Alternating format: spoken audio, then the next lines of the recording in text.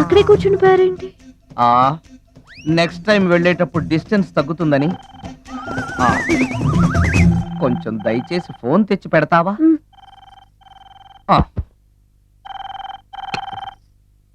Hello hello hello మాట్లాడండి sir. Hello sir, నేను sir.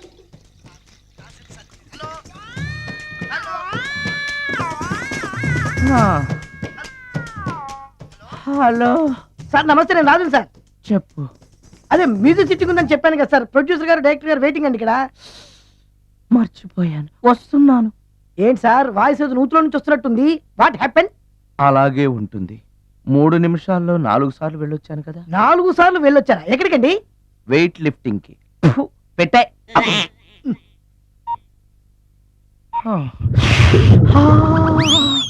రాడు ఏనాడు టానికి రాడతను. సార్ నమస్కారం సార్. నమస్కారం అండి. Good morning, sir. కొద్దిగా ఆలస్యమైంది. నీరసంగా ఉన్నట్టున్నారు. అది ఏం లేదు, పొద్దున సంగీతం ప్రాక్టీస్ కొంచెం ఎక్కువైంది, అందుకని ఇలా అయిపోయాను. బాగా ప్రాక్టీస్ చేసినట్టున్నారు. చాలా సార్లు. మ్యూజిక్ ప్రాక్టీస్ చేస్తే నీరసం అయిపోతారా? అలాంటిది ఏం లేదండి. పేగులు కదిలిపోయేటట్టు మరీ హై పిచ్ లో ప్రాక్టీస్ చేశారేమో. డైరెక్టర్ గారు, మీరు చెప్పిన సిచ్యుయేషన్ ప్రకారం హీరోయిన్ కనపడపోయేసరికి హీరో ఆ అమ్మాయిని వెతుక్కుంటూ వెళ్లే సాంగ్ కదా. హై పిచ్ లో. అదే అదే.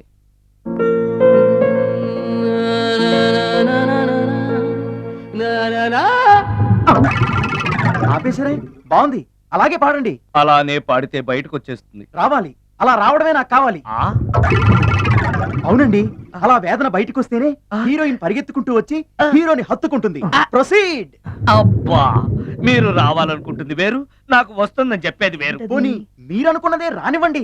రానివ్వండి రానివ్వండి అని అంటున్నారుగా. వచ్చేసింది. గురుగారు, ఆ బాత్రూమ్ లో నీళ్ళు రావట్లేదు. అక్కడ పేపర్ ఉంటుంది, పట్రా.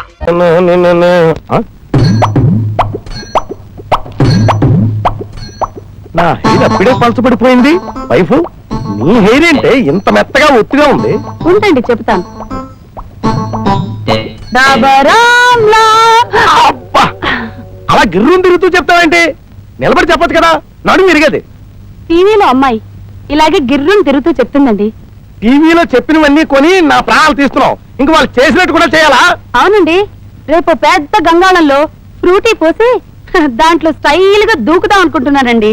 ఏంటి, గంగాళంలో ఫ్రూటీ పోసి అందులో స్టైల్ గా దూకాలనుకుంటున్నావా? అంతకన్నా నా పేకో తాడుగట్ట దూలానికి వేలాడదీయకూడదు. అలాంటి అడ్వర్టైజ్మెంట్ ఇంకా రాలేదు కదండి. అంటే వస్తే అంత పని చేస్తావు అన్నమాట. నువ్వు చేసే రకమేనే.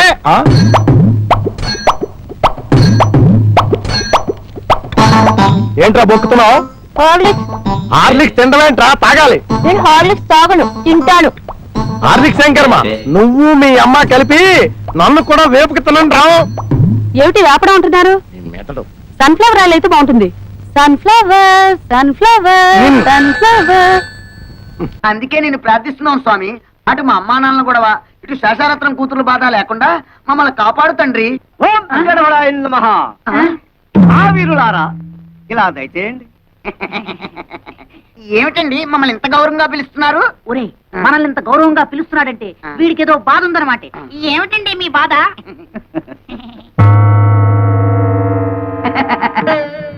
ఈ బొమ్మలు అమ్ముతారా? ఇవి బొమ్మలు కావు నాయన, అందమైన కన్నె పిల్లలు. కన్నె పిల్లలా?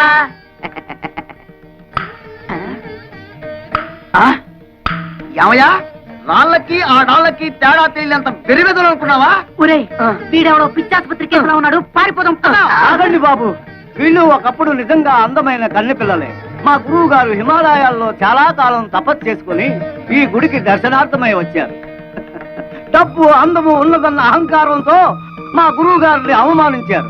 అప్పుడు ఆయన కోపం వచ్చి వీళ్లను జనం లేని ప్రాణుల్లాగా ఉండమని శపించారు. అయ్యో పాపం, ఇక వీళ్ళ బతుకంతా ఇంతేనా?